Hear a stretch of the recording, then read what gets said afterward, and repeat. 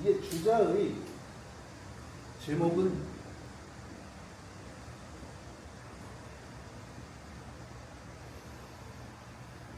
관서유감이에요. 뭐 글씨가 좀 삐뚤삐뚤해도 이게 관서유감, 책을 이 첫자도 이상한데 책을 보고 느낀 바가 있다. 뭔가 책을 읽고서 자기 느끼는 소감을 적은 것이죠. 독후감. 독후감은 아니야. 책 내용을 전시한 건 아니고 책을 독서해서 오는 느낌. 그러니까 반무방단 일감계 천광 운영 공배회 문거 나드 청여허 위유 원두 활수래 자기야 강변 춘수생 몽춘거함 일모병. 이렇게 안 써요. 한시를 똑같은 말 글자 잘 안 겹칩니다. 한시. 내 전일왕이 금일을 이렇게 안 써요. 내 왕비 추이력 금일자대 중유행. 이거요 요새 좋은 세상이라 주자의 관서유감 제목을 치면 인터넷에 다 나옵니다. 제가 설명해 드릴게요. 반무라고 할 때 이게 소금은 요걸 묘라고 읽습니다. 묘라고 읽는데 무가 정음 발음, 무. 요 구가 음을 나타내 반무. 그 한 밭 한 떼기라는 뜻이. 반무라는 건 그 일정 넓이에요. 반무되는 방당이라는 건 연못이라는 뜻이에요. 그게 모난 연못. 모난 연못에 일감계 하나의 거울이 열렸구나. 거울이 펼쳐지듯이 연못물이 맑게 거울이 펼쳐졌구나. 천광운영 공배 하늘빛과 구름 그림자가 그 속에 함께 떠돈다. 연못 속에 떠도는 거예요. 여기가 좀 어려워요. 문거 이건 또란 거자입니다. 또란 거자라 잘못 번역하면 또란이라고 생각하는데 묻는다, 또란에게 묻는다 이게 아니라 한문에서 요 거자를 이인칭으로 씁니다. 이인칭 뭐냐? 그대, 너에게 묻는다. 연못에 묻는 거예요. 너에게 묻는다. 나득은 어찌 그럴 수 있니? 득자가 조동사로 할 수 있다라는 뜻이에요. 나득 청여허 맑기가 그렇게 맑을 수가 있니? 너에게 묻는다. 이영희 사모님 전시가 부산가서 내가 한 거 아니야 뭐. 맞아요. 맞죠? 기억이 안 나네요. 참 이래서 강의하기 편하다니까요. 두 번 얘기해도 새롭게 들어주는 분들이 있어서 너무 좋아. 나는 묻는다. 나도 맑기가 그럴 수가 있니? 연못물에게 묻는 거예요. 묻는다 연못물아 그대라는 뜻이에요. 그대에게 묻노니 어떻게 그럴 수가 있냐? 맑기가 그럴 수가 있니? 답 연못물이 답이에요. 위는 이유를 얘기해요.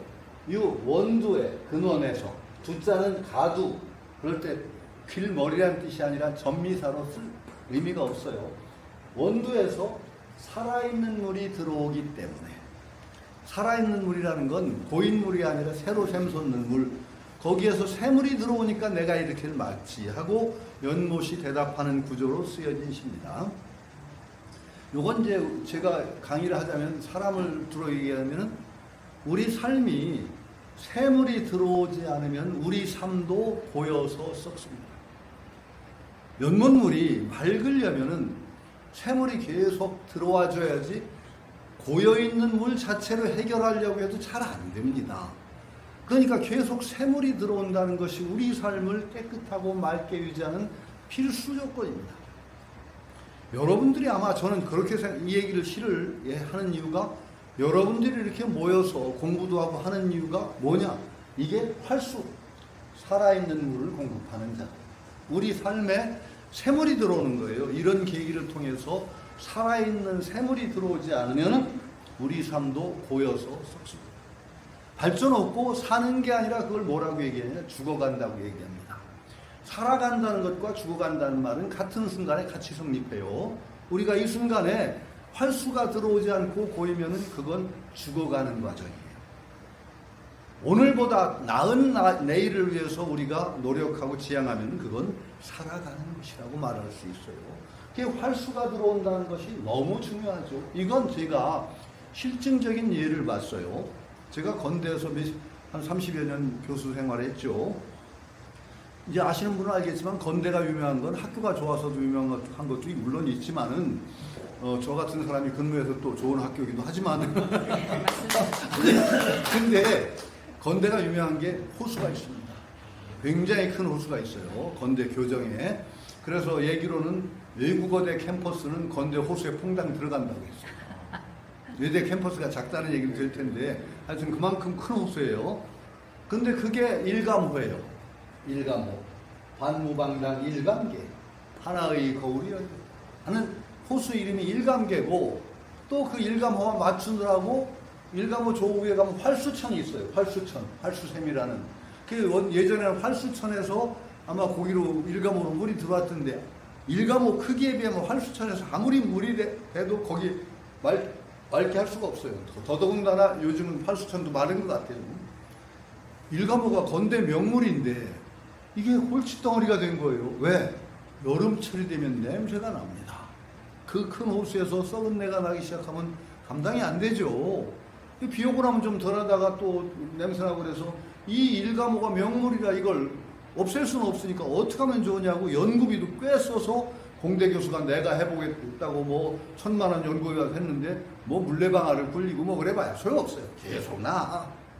그러다가 그 일감호가 진짜 깨끗해지는 냄새가 없어지는 사건이 아니라 일이 일어났어요. 어떻게 된 거냐? 이거 말 그대로 된 거예요. 지금 이제 장안구 그쪽에 있는데 저 군자역이 저 위에 있습니다. 건대에서 한참 가면 군자역이. 군자역은 골치가 뭐냐? 이게 그 아차산 밑으로 이렇게 해서 한 용마산인가 그 밑으로 해서 지하수가 그 중랑천 가해역이거든요. 지하수가 용출해서 견딜 수가 없는 거예요. 군자역은. 그 지하수 용출하는 걸 뽑아 올려가지고 살수차라고 있죠. 거리에 물 뿌리는 차. 그런 데도 되고 밖으로 막 펌프를 해가지고 중랑천을 뽑아내고 그게 난리도 아니야. 그건 또 그 역은 물이 솟아나서 그래서 건대에서 제안을 했어요. 그 물 우리 줘. 파이프 묻어줄게. 우리 군자에서 거리가 얼마 안 되니까 지하로 파이프 묻어서 우리 다. 그 대신에 우리가 이게 말하자면 구청이라든지 그런 사업 중에 미화 사업이 굉장히 중요하거든요. 우리 땅 한 요만한 넓이, 요 방 넓이쯤 될까요? 분수 공원을 하나 만들어줄게. 그래서 시민들을 위해서 그 물을 뽑아다가 거기서 분수를 올려버려요. 그럼 시민들은 아주 좋지. 갑자기 도심구역에 꽤 넓은 분수 지역이 생기니까. 그 대신 그 물 우리 줘. 그래가지고 그 물을 끌어다가 분수를 올리고 분수 쏟은 물을 일감으로 뽑는 거예요. 하루에 500톤인가 가지고. 그렇게 골칫새기던 일감호가 냄새가 사라졌어. 깨끗해져. 그러니까 일감계, 활수가 들어오니까 냄새가 없어지고 맑아져요. 이 수밖에 없어. 그 안에서 고여있은 상태에서 아무리 용을 써도 썩습니다. 우리 삶도 마찬가지죠. 주자는 독서를 하고 자기 삶에 새물이 들어온 걸 느낀 겁니다. 새물이 들어오니까 내 삶이 정말 새로워지는 느낌을 가져서 이 시를 관서유감이라고 읊은 거죠. 요 셔수, 요거 의미가 있죠. 두 번째는 또 재미있어요. 작야강변 춘술에 지난밤에 강변에 봄물이 생기더니 봄물이 비가 와든지 그래서 뭐 비가 온 얘기에 춘수가 생기더니 몽충이라는 거는 큰 전쟁터에 쓰는 큰 배입니다. 몽충이라는 배 이름 종류예요. 몽충이라는 큰 배가 일모경 한 털끝처럼 가볍게 떠올라. 물이 생기니까 배가 둥실 떠올랐어. 향내라는 건 지난날이라는 뜻이에요. 향내. 지난날에는 왕비 추이력, 왕비는 낭비라는 거와 마찬가지. 쓸데없이 소모했다. 추이력, 밀고 움직이는데 힘이 들기만 해도 안 움직여. 배가 물이 낮으니까 바닥에 붙으니까 되나요? 왕비 추이력, 그거 한번 옮기려면 낑낑 용을 썼는데 금일 비 오고 나서 물이 부른 오늘은 자유롭게 강 가운데서 배가 떠도는다. 이게 중요하단 말이에요. 제가 일단 화련관통하고 연결시킨다는 말은 바로 공부가 그래요. 그 전에 그렇게 안 되던 공부가 춘수가 생겨서 배가 둥실 떠오르듯이 어느 날 공부가 쌓이게 되면은 자재중유행이 됩니다. 이런 경지가 옵니다. 반드시. 우리가 자재중유행이 되는 춘수가 솟아오를 때까지 노력을 그치지 않는다는 게 중요한 겁니다. 꾸준히 하고 반드시 제가 당부한 대로 필요사원이 물정, 신물만 물조장이야. 1, 3, 5, 4대 언제까지 이렇게 되리라는 그런 기피라는 마음, 조급한 마음 버리고, 신물만 물조장이야. 마음에 잊지 말되 억지로 키우려는 생각하지 말고 꾸준히 하면은 이 움직이지 않던 배가 춘수가 생기더니 강물이 부르니까 둥실 뜨듯이 저절로 자유롭게 움직이는 날이 옵니다. 그런데 조심해야 될 것도 있어요. 한번 경험한 거 마치 자기가 돋은 것처럼 댕댕거리고 다니면 큰일 나요. 그거 완성 아니에요. 또 뜁니다. 또 뜁니다. 계속 그런 비약을 경험하는 겁니다. 사람이. 그러니까 이 비약을 경험할 때까지 지치지 않고 태만하지 않고 쭉 밀고 나가는 끈기를 가지시기를 저는 요구합니다. 바랍니다. 그렇게 되면 정말 자재중유행하는 그 경지를 맛보시고 한 번 자재중유행하는 그 경지를 맛보시면은 이거 은근히 중독성이 있습니다. 그래서 또 하게 됩니다. 그래서 그 재미를 느껴서 하는 것이 중요하다. 그래서 마침 점심 먹으면서 최진 씨가 나보고 1시간이 하나 해달라고 한 게 마침 이 시가 떠올라서 우리가 공부하는 사람들은 이 시 한번 기억해 두면은 공부하는데도 도움이 되고 용기를 주는 시일 것 같다. 그래서 이 시를 떠올려서 오늘 제가 청을 했습니다. 오늘 갑니다, 제가. 그래서 가기 전에 잠깐 강의를 하고 가겠다. 사실은 이거보다 재밌는 연애시가 더 멋있는데, 이건 딱딱한 공부하는 시를 얘기해서 좀 죄송한데, 연애시. 예? 연애시 중에 그냥, 우리나라 연애시도 많은데, 저는 이규호가 지은 절화행이라는 시가 멋있더라고요. 절화행이라고 꽃 꺾어들고 하는 시인데, 이런 시예요. 그 목단함로 진주가 목단꽃이 이슬을 머금어 진주 알갱이 같은데 미인 젖듯 참들과 미인이 꺾어들고 낭분 있는 창 앞으로 지나갔다. 거기 기자 함소문달랑 웃음을 머금고 신랑에게 묻는다. 하강 천모강 꽃이 이뻐요, 제가 이뻐요. 그러니까 달랑이 신랑이 일부러 장난치느라고 강도 화지호 꽃가지가 더 이쁜데. 그러니까 미인 투하성 미인이 정말 꽃가지가 더 낫다는 말 듣고 다파바지도 큰 꽃가지를 발로 뭉개면서 말하기를 화약승어처 꽃이 저보다 이쁘면은 금소화동수 오늘 밤은 꽃하고 주무세요. 그런 시도 정말 멋있어요. 그런 이규보의 그 고려 시대의 이규보가 쓴 그런 시는 참 그 남녀간의 그 얘기인데도 아주 멋있게 표현한 시, 그런 시들이 참 멋있어요. 그런 시는 나중에 제가 혹시 공부하다가 너무 힘들다 그러면 제가 한 수씩 해드릴게요. 오늘은 여기서 마칩니다.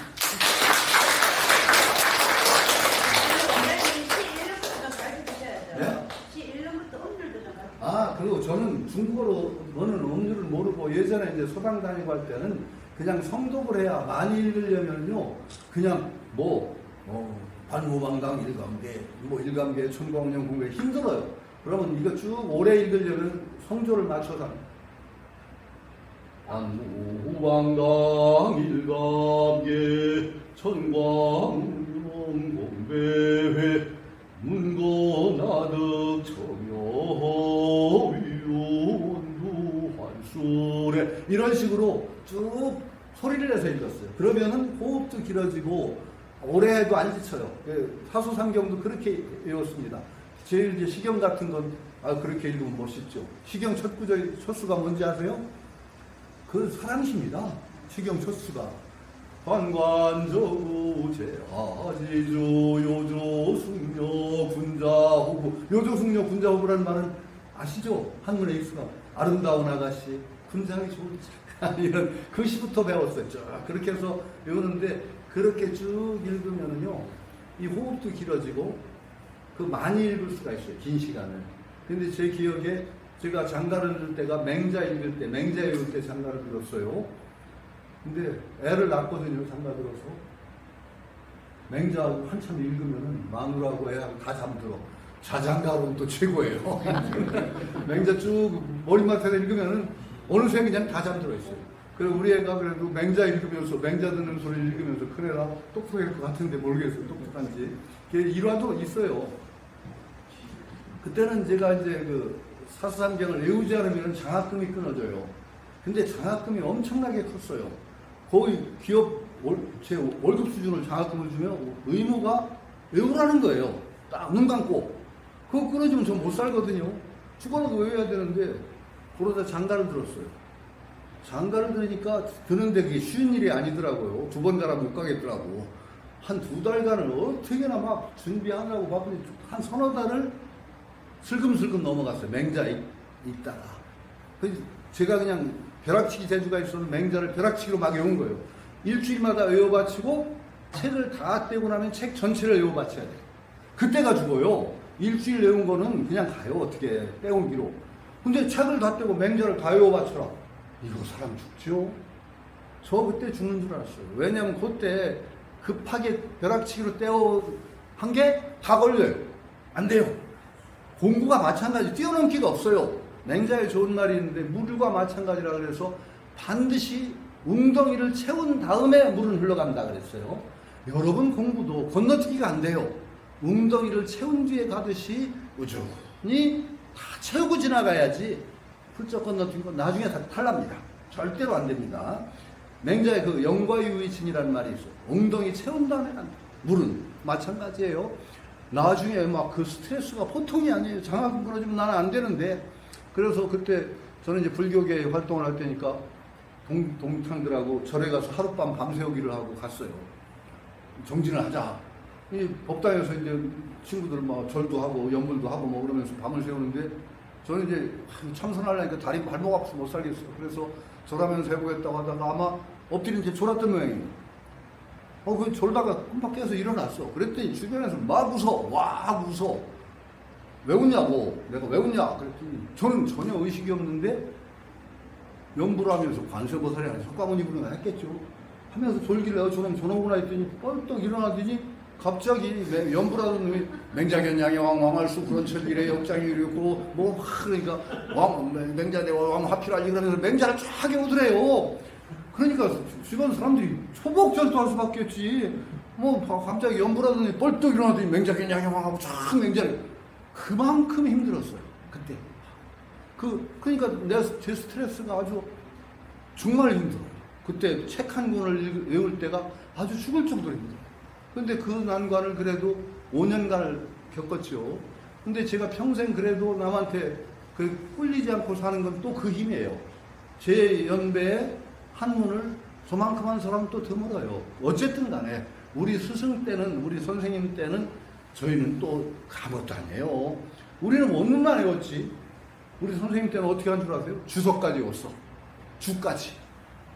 그런 세대가 지나고 우리는 그래도 원문은 외운 세대잖아요. 그러니까 이제 동년배에서 뭐 철학으로는 뛰어날지 어떤지 모르지만 하여튼 한문 가지고 저를 갈구기는 좀 힘들잖아요.